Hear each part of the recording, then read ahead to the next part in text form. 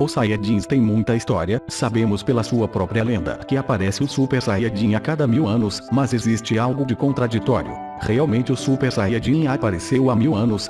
A essas alturas sabemos que o Super Saiyajin lendário em si não existe, além do mais que todo mundo fala da história do Super Saiyajin sem levar isso em conta, assim que o princípio da história Saiyajin é uma verdadeira incógnita. Mesmo assim, sabemos que os Saiyajins se remontam em uns anos antes do nascimento do Goku, não muito mais. Saiyajins e Tsufurudins eram habitantes do planeta Plant, ambas raças diferenciadas por sua qualidade de vida e estados sociais. Os Tsufurudins eram uma raça muito avançada tecnologicamente, ponto central do comércio espacial, enquanto que os Saiyajins tinham uma vida selvagem e estavam separados da civilização. Fartos dessa divisão e com ânsia da destruição, os Saiyajins atacaram aos Tsufurus.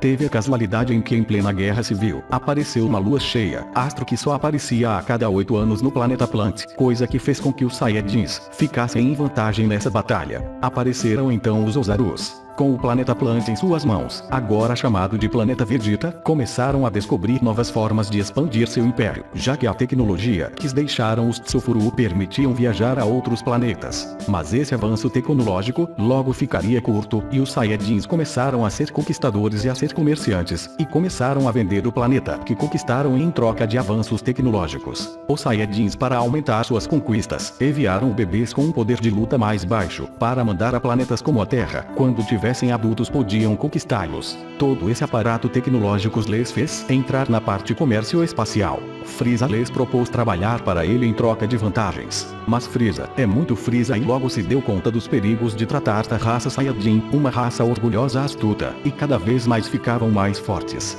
Frieza temia que unissem suas forças para fazer frente a ele. Assim decidiu se livrar deles da melhor maneira. Reuniu a todos no planeta natal fazendo explodir.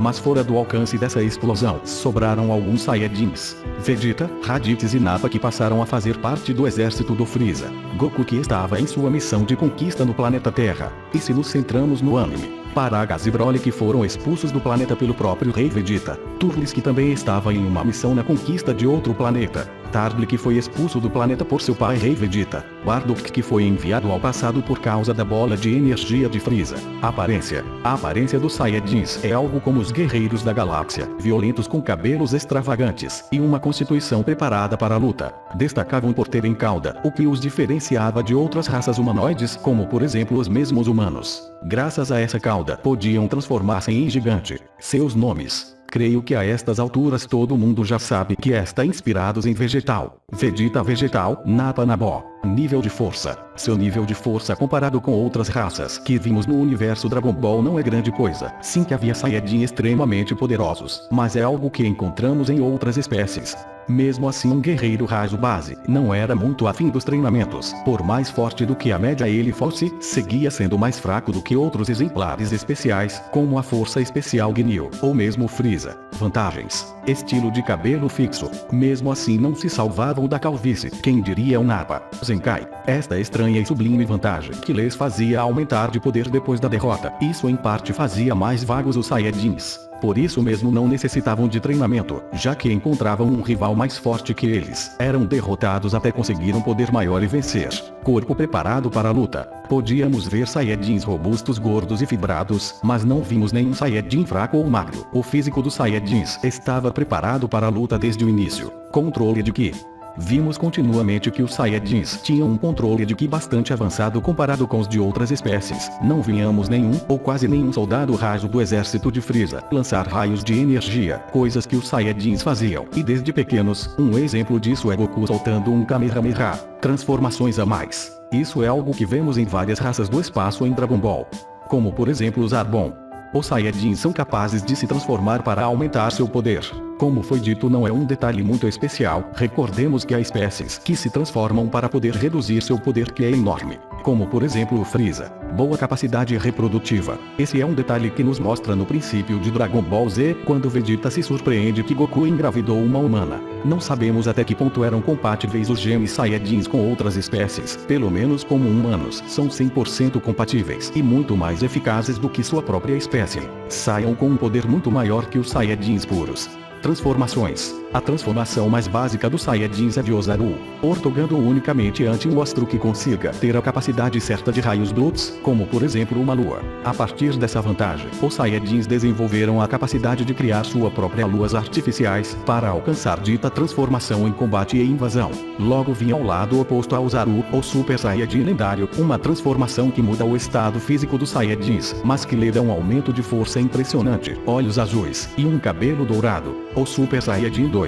O Super Saiyajin 2 era tolerável porque estávamos falando de um Super Saiyajin sobrealimentado, com o cabelo mais esticado e raios, claro exemplo de aumento de força no mundo Dragon Ball. Mas o Saiyajin 3 sai dos estereótipos da linha Super Saiyajin, esse cabelo extra grande e o desaparecimento das sobrancelhas, e a mudança nos olhos, para alguns parecia bem estranho. O Super Saiyajin 4 é uma transformação bem diferente dessas que vinham se seguindo. Mas de onde vêm os Saiyajins? A primeira teoria é que os Saiyajins sempre foram os habitantes do planeta Vegeta, nem Tsufuru, nem revolucionários nem nada. Versão 2.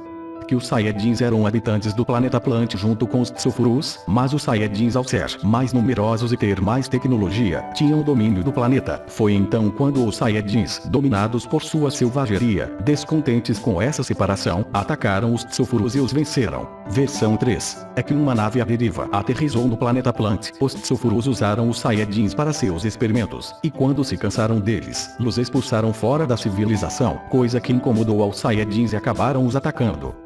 Quarta versão, finalmente que os Saiyajins são experimentos dos Tsufurus, e que os Tsufurus os deixaram por serem fracos, mas que com o tempo, se rebelaram contra seus criadores e os venceram. As primeiras histórias parecem ser as mais sensatas. Segundo a lenda, a lua cheia foi o fator principal para a vitória dos Saiyajins, e esta só aparecia a cada 8 anos. Mas, se a lua cheia só aparecia a cada 8 anos no planeta Plant, o que faziam os Saiyajins transformados a 8 anos?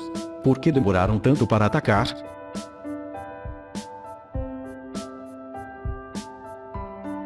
Os Saiyajins tinham um tamanho superior.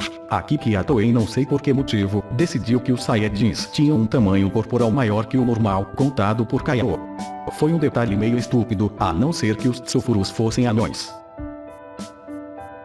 Existem Saiyajins com cor de cabelo que não seja preto? Não. Sem dúvida foi mais uma patada do anime. Os únicos Saiyajins que vemos com cor do cabelo diferente ao do preto são os mestiços. A Toei começou a introduzir prematuramente no anime, e a gente sem saber, porque a cauda dos Saiyajins desapareceu nos Saiyajins até o final da história. Sobre as caudas, a teoria é que as caudas são recuperáveis, porém até uma certa idade. Por isso nem Goku nem Vegeta voltam a crescer suas caudas depois que ficam mais adultos. Em troca, quando são crianças estão sempre crescendo, coisa de uns 8 meses.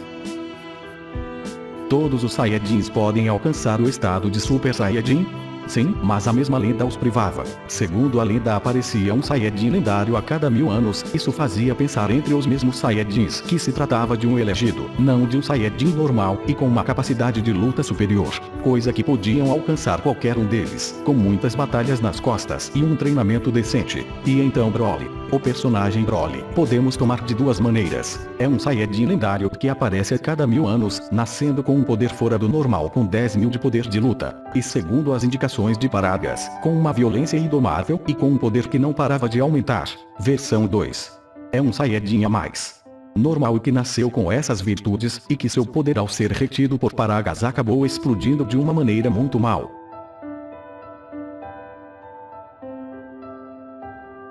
O sangue Saiyajin, será que quanto mais diluído melhor? Isso é o que parece, nos casos como Gohan, Goten e Trunks, que tem metade do sangue Saiyajin e que são mestiços, nascem com um poder incrível comparado com seus pais.